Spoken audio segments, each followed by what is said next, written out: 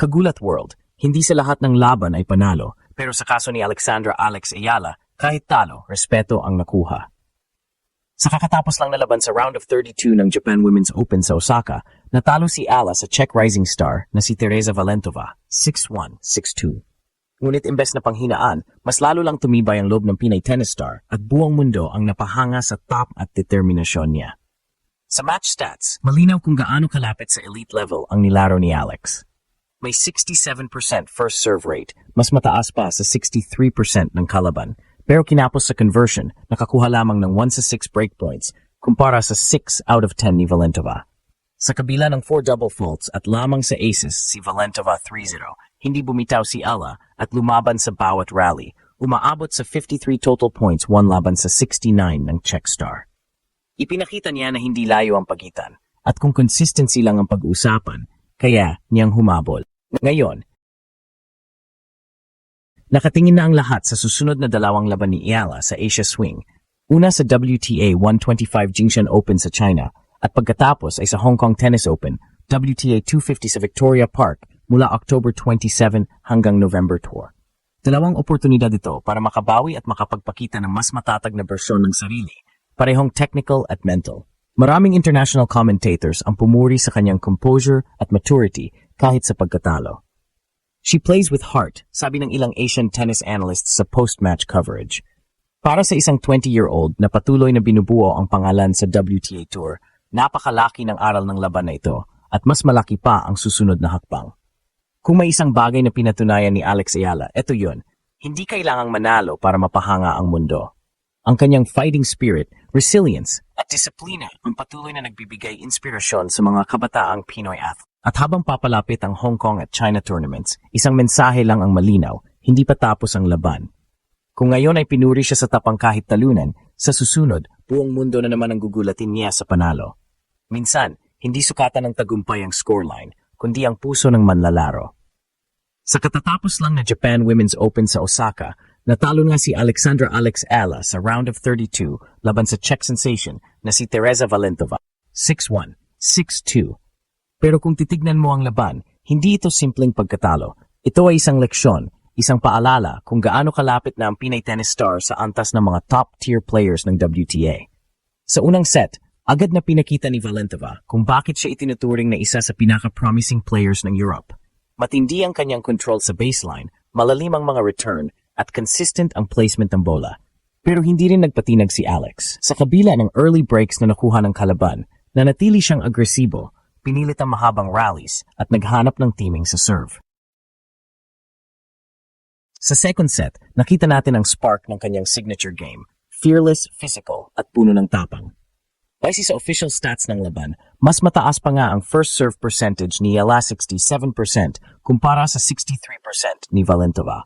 Ibig sabihin, nasa ritmo siya pagdating sa pagpasok ng serve, pero ang pagkakaiba, nasa execution pagkatapos ng serve. Si Valentova ay nag-convert ng 64% win rate sa first serve points habang si Ayala ay nasa 51%. Sa second serve, parehong mababa ang efficiency pero mas matatag pa rin ang Czech 50% versus 36%. Kung titingnan sa kabuuan, nanalo si Valentova ng 69 total points habang si Ayala ay may 53. Halos dikit kung isipin mo na ito ay straight sets. Pero ang pinakatumatak sa mga nanood, hindi ang stats, kundi ang composure ni Alex.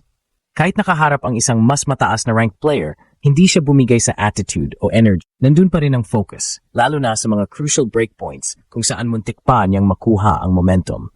Sa dulong laban, maraming analysts mula Asia at Europe ang pumuri sa kanya. Ayala showed heart. You can't teach that, sabi ng isang commentator mula sa Tennis Channel Asia.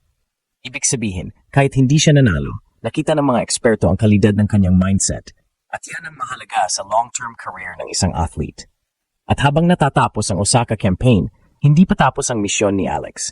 Ang susunod niyang laban ay sa WTA 125 Jingshan Open sa China bago siya tumungo sa Hong Kong Tennis Open WTA 250 sa October 27, November 2.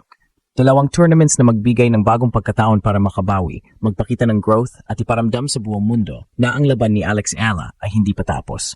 Kaya kahit talunan sa score, panalo sa puso. Sa dulo, pinatunayan muli ni Alex kung bakit siya ang mukha ng bagong henerasyon ng Pinoy tennis, matapang, marangal at handang bumangon ulit.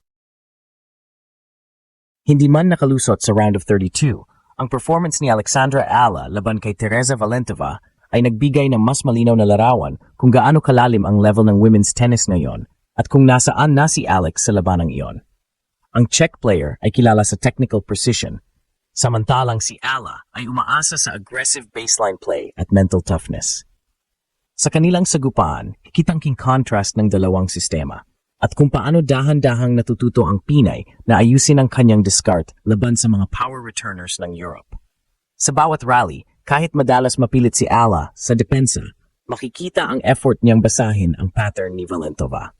Sa mid-second set, nagkaroon siya ng maikling momentum na makuha ang isang breakpoint sa 1-3 game mark, pero mabilis itong sinagot ng Czech player gamit ang deep forehand winners. Isa itong paalala kung gaano kahigpit ang margin for error sa top-level WTA play. Sa post-match interview area, ilang foreign journalists ang nagulat sa maturity ni Ala kahit sa pagkatalo. She handled it with class. You can see the growth, ayon sa isang Czech reporter. Totoo nga, kasi hindi siya bumalik sa bench na may frustration. Sa halip, focus na agad ang mindset niya sa susunod na laban. Yan ang trademark ng isang atleta na alam kung saan papunta. Hindi natatapos ang laban sa scoreboard, kundi sa pag-angat pagkatapos nito. At dito papasok ang mas malaking kwento, ang road to redemption ni Alex Ala. Pagkatapos ng Japan Women's Open, susunod siyang lalaro sa Jiangxi Open sa Jinshan, China WTA 125 Even na magsisimula ngayong October 21. Isa itong mahalagang pagkataon para makuha ang kumpiyansa bago siya pumasok sa mas mataas na level ng Hong Kong Tennis Open WTA 250 sa October 27 to November 2. Sa dalawang torneo na ito, aasahan ang mas pamilyar na playing conditions para kay Alex. Indoor to outdoor transitions, medium speed courts, bagay sa kanyang court coverage at transition play. Dito makikita kung paano niya gagamitin ang mga natutunan sa Osaka laban sa mas mahahabang rallies at mas matitinding servers. Sa WTA 125, posibleng makaharap niya ulit ang mga dating nakatapat sa junior circuit, kaya malaking oportunidad ito para sa mental reset.